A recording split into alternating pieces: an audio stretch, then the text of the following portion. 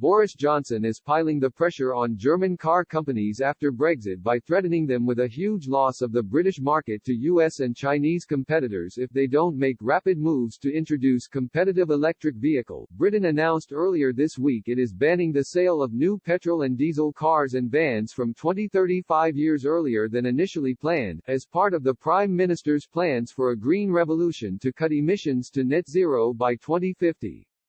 Mr. Johnson said the plan would aim to free up £12 billion of government money, with as much as 3 times that amount coming from the private sector, while creating to supporting 250,000 highly skilled green jobs by 2030.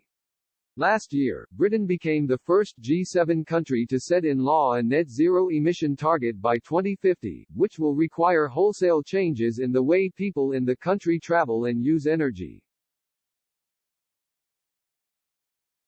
But there are fears the move to ban the registration of internal combustion engines from 2030 will significantly hit the German car industry, a lucrative export avenue for the country with the European Union's biggest economy. Germany is home to some of the biggest and well-known car manufacturers in the world, including Audi, BMW, Mercedes-Benz, Porsche and Volkswagen.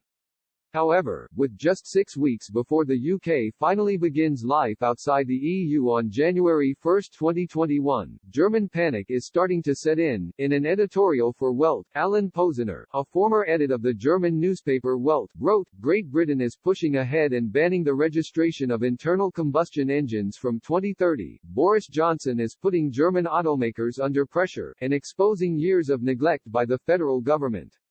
Boris Johnson proves that ecological radicalism is not a prerogative of left or green politics. His Green Industrial Revolution is more radical than anything that has been decided on the continent so far. And with the ban on the registration of new internal combustion engines from 2030, i.e. in 10 years, the Conservative government will hit the export-oriented German auto industry, which is struggling with innovations. In the run-up to Brexit, Johnson argued that the Germans' desire to export their cars to the UK would force the European Union to accept the UK terms for future relations, namely access to the common single market without accepting the terms of that market, such as free movement of people.